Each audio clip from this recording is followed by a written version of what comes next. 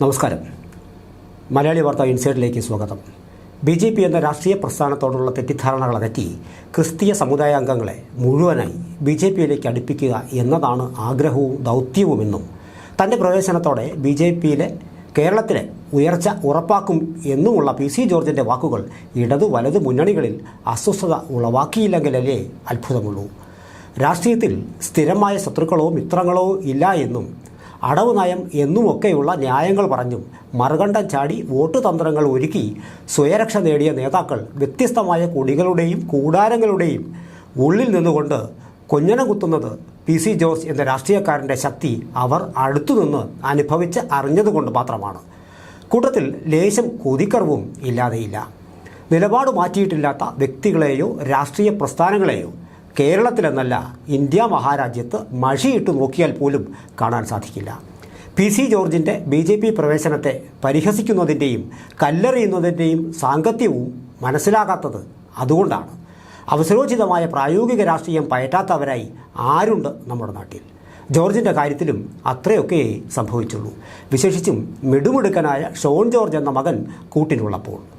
ക്രൈസ്തവ സഭകൾക്ക് BJPയോടുള്ള അനുകൂല മനംമാറ്റത്തിൻ്റെ സമീപകാല സാഹചര്യത്തിലാണ് PCയുടെ BJP പ്രവേശനം. ഇരുപക്ഷങ്ങൾക്കും ഗുണകരമായ രീതിയിൽ ഒരു പാലമായി പ്രവർത്തിക്കാൻ PC ജോർജിന് കഴിയും.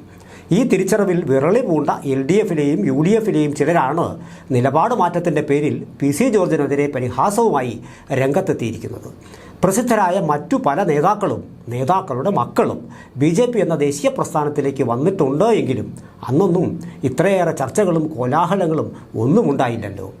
കോൺഗ്രസിന് സമാനമായി ഹൈക്കമാൻഡ് എന്നത് കേവലം ഒരു വ്യക്തിയിൽ ഒതുങ്ങിയിരിക്കുന്ന CPMുമായി താരതമ്യം ചെയ്തു നോക്കുകയാണെങ്കിൽ വിശാലമായ ഒരു സംവിധാനമുള്ള രാഷ്ട്രീയ പ്രസ്ഥാനത്തിലേക്കാണ് PC ജോർജ് നടന്നു കയറുന്നത്. എതിരഭിപ്രായങ്ങൾ എന്തോ ആയിക്കൊള്ളട്ടെ, വാക്കും പ്രവൃത്തിയും വഴി കേരള രാഷ്ട്രീയത്തിൽ തണ്ടും തടിയുമുള്ള ഹെവി വെയ്റ്റ് പൊളിറ്റീഷ്യനും വാർത്താ താരവുമായി PC ജോർജ് എന്നേ മാറിക്കഴിഞ്ഞിരുന്നു. 7 ടേമുകളിൽ MLA, LDFിനും UDFിനൊപ്പവും ഒരു മുന്നണിയുടെയും സഹായമില്ലാതെ ഒറ്റയ്ക്ക് നിന്നും ജയിച്ചിട്ടുണ്ട് PC. ഇരു മുന്നണികളുടെയും സഹായമില്ലാതെ ഒറ്റയ്ക്ക് നിന്ന് ജയിക്കുക എന്നത് കേരളത്തിലെ സവിശേഷമായ മുന്നണി രാഷ്ട്രീയ സാഹചര്യത്തിൽ ഏതാണ്ട് അപ്രാപ്യവുമാണ്. അത് സാധിച്ചെടുത്ത ചുരുക്കം ചിലരിൽ ഒരാളാണ് PC. ഇരു മുന്നണികൾ വിചാരിച്ചിട്ടും തോൽപ്പിക്കാൻ കഴിഞ്ഞില്ല എന്നത് അത്രയ്ക്ക് നിസ്സാരമായ ഒരു കാര്യവുമല്ല.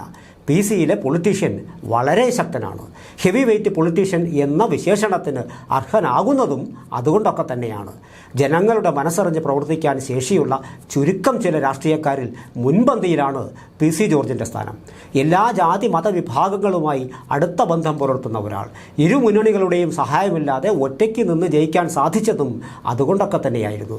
എന്നാൽ പിൽക്കാലത്ത് തീവ്രവാദ സ്വഭാവമുള്ള ചില സംഘടനകൾ കേരളത്തിലെ രാഷ്ട്രീയ പ്രസ്ഥാനങ്ങളിലേക്ക് നുഴഞ്ഞു കയറിയതു വഴി ഉണ്ടായ അപജയം ഇദ്ദേഹത്തിൻ്റെ മണ്ഡലമായ പൂഞ്ഞാറിലും പ്രകടമായി. ഈ സമയത്താണ് ലവ് ജിഹാദ് വിഷയത്തിൽ ഉൾപ്പെടെ മുൻ പിൻ നോക്കാതെയുള്ള PCയുടെ അഭിപ്രായ പ്രകടനങ്ങൾ. തുടർന്നാണ് തീവ്ര നിലപാടുകൾ പേറുന്ന ഒരു വിഭാഗത്തിന് PC അനഭിമതനാകുന്നതും ഈ അകൽച്ച പൂഞ്ഞാറിൽ അദ്ദേഹത്തിൻ്റെ തോൽവിക്ക് കാരണമാകുന്നതും. മനസ്സിൽ തോന്നുന്നത് സത്യസന്ധമായി വിളിച്ചു പറയുകയും വോട്ടിനു വേണ്ടി വഞ്ചനാപരമായ നിലപാട് സ്വീകരിക്കാനും അദ്ദേഹം മുതിർന്നില്ല. ഏതെങ്കിലും ഒരു സമുദായത്തിനെതിരെ ആയിരുന്നില്ല, ചില നിലപാടുകൾക്കെതിരെ ആയിരുന്നു എനിക്ക് നിന്റെ ഒന്നും വോട്ട് വേണ്ട എന്ന തുറന്നു പറച്ചിൽ എന്നതായിരുന്നു PCയുടെ വാദം. പക്ഷേ അന്ന് അത് വിലപ്പോയില്ല. സാഹചര്യം മുതലെടുത്ത ഇരു മുന്നണികളിലെയും PC വിരോധികളുടെ ഒത്തുകളികൾ കൂടി ആയപ്പോഴാണ് അദ്ദേഹത്തിന് പരാജയം നുണയേണ്ടി വന്നത്. അല്ലാതെ ഗ്രാഫ് വെച്ച് നോക്കിയാൽ ഏതെങ്കിലും ഒരു വിഭാഗം മാത്രം എതിർത്താൽ പൂഞ്ഞാറിൽ തോൽക്കേണ്ട ആളായിരുന്നില്ല PC. തിരക്കുകളിൽ നിന്ന് ലേശം ഒഴിഞ്ഞു മാറിയതിനിടയിലാണ് അവസരം കാത്തിരുന്ന പിണറായി പോലീസ് അദ്ദേഹത്തെ അറസ്റ്റ് ചെയ്യുന്നത്. അതിക്രമമായി മാറിയ അന്നത്തെ അറസ്റ്റിനൊടുവിൽ PC ജോർജിൻ്റെ ഭാര്യയുടെ കണ്ണിൽ കുതിർന്ന ശാപമാണ് ഇന്ന് പിണറായിക്കും കുടുംബത്തിനും വിനയായി മാറുന്നത് എന്നു ചിന്തിക്കുന്നവരും ഏറെയാണ്. പിണറായിയെ കൊടുക്കാൻ ഉറപ്പായും സാധിക്കുമെന്നതിനാലാകും മാത്യു കുഴൽനാടൻ ഉന്നയിച്ചതിലും ഉപരിയായി വ്യക്തമായ തെളിവുകൾ നിരത്തി ഹെക്സാലോജിക് വിഷയത്തിൽ ഷോൺ ജോർജ് പോരാടുന്നത്. അന്വേഷണം കേന്ദ്ര ഏജൻസികളുടെ പരിധിയിലാകയാൽ BJPയുമായി കൂടുതൽ അടുത്താലുണ്ടാകുന്ന ഗുണം കൂടി ചിന്തിച്ചാകും ഒരുപക്ഷേ BJP പ്രവേശനത്തിലേക്കുള്ള ചർച്ചകൾ ആരംഭിച്ചിട്ടുണ്ടാകുക. വിപുലമായ അധികാരങ്ങളുള്ള SFIOയുടെ അന്വേഷണം കടുകട്ടിയായി ആരംഭിച്ചത് തെളിവുകൾ നിരത്തിയുള്ള ഷോണിൻ്റെ പോരാട്ടത്തിൻ്റെ ആക്കം കൂട്ടുമെന്ന് ഉറപ്പാണ്. പിണറായിക്കെതിരെ പോരാടുക മാത്രമല്ല, കേരളത്തിൽ ഇനി BJPക്കാണ് വരുംകാല മേധാവിത്വം ഉണ്ടാക്കാൻ പോകുന്നത് എന്ന തിരിച്ചറിവ് പ്രായോഗിക രാഷ്ട്രീയക്കാരനായ PC ജോർജ് അതിവേഗം മനസ്സിലാക്കി കഴിഞ്ഞിരിക്കുന്നു. PC ജോർജിനെ പോലൊരു രാഷ്ട്രീയക്കാരൻ BJPക്ക് ഭാവിയുണ്ടോ എന്ന് പറഞ്ഞാൽ അതിനെ അതേ അർത്ഥത്തിൽ തന്നെ കാണണം. അല്ലാതെ കേവലം ഒരു മെമ്പർഷിപ്പ് ലഭിച്ചത് കൊണ്ട് മാത്രം പറഞ്ഞ സുഖിപ്പിക്കലായി അതിനെ കാണേണ്ടതില്ല. എക്കാലത്തെയും വലിയ തകർച്ചയിലെത്തി നിൽക്കുന്ന കോൺഗ്രസും ഗുരുതരമായ ആരോപണങ്ങളുടെ പിടിയിൽപ്പെട്ടുള്ള പിണറായിയുടെ കുടുംബവും മൊത്തത്തിൽ അരാജകത്വം നിറഞ്ഞ സാഹചര്യം. ഈ സാഹചര്യത്തിലാണ് BJPയുടെ സ്പേസ്. ആ സ്പേസ് കൃത്യസമയത്ത് ഉപയോഗിച്ച് തനിക്കും തൻ്റെ മകനും രാഷ്ട്രീയ സുരക്ഷിതത്വം ഉറപ്പാക്കുകയും അന്വേഷണം കടുപ്പിക്കാൻ ശ്രമിക്കുന്നതും എങ്ങനെ തെറ്റാവും? മറുഭാഗത്ത് BJPയെ സംബന്ധിച്ചിടത്തോളം PC ജോർജിനെ പോലെ ഒരു രാഷ്ട്രീയക്കാരനെയാണ് അവർക്ക് വേണ്ടിയിരുന്നത്. വിദ്വേഷ രാഷ്ട്രീയം പടച്ചുവിടുന്നതിൽ ഇടതു വലത് മുന്നണികൾ മത്സരിക്കുകയാണ് ഇന്ന്.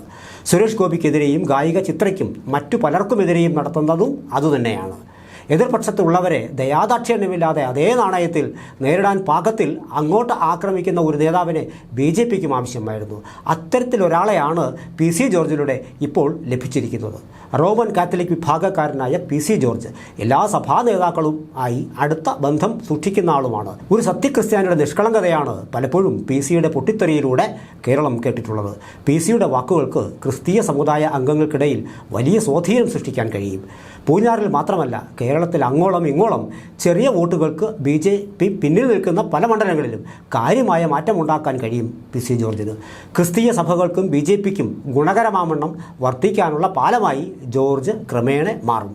തിരുവനന്തപുരം, തൃശ്ശൂർ, പത്തനംതിട്ട മണ്ഡലങ്ങളിൽ ജോർജിൻ്റെ വരവ് ഒരുപക്ഷെ BJPക്ക് പുതിയ മാനങ്ങൾ കേരളത്തിൽ സൃഷ്ടിച്ചു നൽകാനാകും. മാത്രമല്ല, ദീർഘകാല അടിസ്ഥാനത്തിൽ ജോർജ് BJPക്ക് ഒരു അസറ്റായി മാറാനാണ് സാധ്യത. ഷോൺ ജോർജ് BJPയിൽ എത്തിയതോടെ കോട്ടയം ജില്ലാ പഞ്ചായത്തിൽ BJPക്ക് ഒരു അംഗവും കൂടിയായി. അടുത്ത പഞ്ചായത്ത് തിരഞ്ഞെടുപ്പിൽ ഇത് പ്രതിഫലിക്കുകയും ചെയ്യും. ഇരു മുന്നണികളിലും തികഞ്ഞ ആത്മാർത്ഥതയോടെ നിൽക്കുകയും മറ്റു ചിലരെ പോലെ വിരുദ്ധ ചേരിയിലുള്ളവരുമായി പാലം വലിക്കാനും ഒന്നും ജോർജ് തുനിഞ്ഞിരുന്നില്ല. നിലപാടുകളിൽ ഉറച്ചു നിന്നതുകൊണ്ട് മാത്രം പുറത്തേക്ക് പോകാൻ വിധിക്കപ്പെട്ടവനാണ് PC. അഴിമതിയുടെ കറ പുരളാത്ത നേതാവ്, ആരുടെയും സഹായമില്ലെങ്കിലും ഞാൻ ജയിക്കും എന്ന് ഉത്തമ വിശ്വാസത്തോടെ പറയാനുള്ള ആർജവം കാട്ടിയവൻ. കാലാകാലങ്ങളിൽ PC ജോർജിൻ്റെ സഹായം തേടിയവരും അത് ആഴത്തിൽ അനുഭവിച്ചവരും കേരളത്തിലെ ഇടത് വലത് മുന്നണികളുള്ളവർ BJPയിലേക്കുള്ള PC ജോർജിൻ്റെ പ്രവേശനത്തെ ഭയപ്പെട്ടില്ല എങ്കിലല്ലേ ഉള്ളൂ അത്ഭുതം. ആ ഭയപ്പാടിൻ്റെ നിലവിളികളാണ് ജോർജിനെതിരെയുള്ള പരിഹാസങ്ങളായി അന്തരീക്ഷത്തിൽ ഇപ്പോൾ മുഴങ്ങി കേട്ടുകൊണ്ടിരിക്കുന്നത്.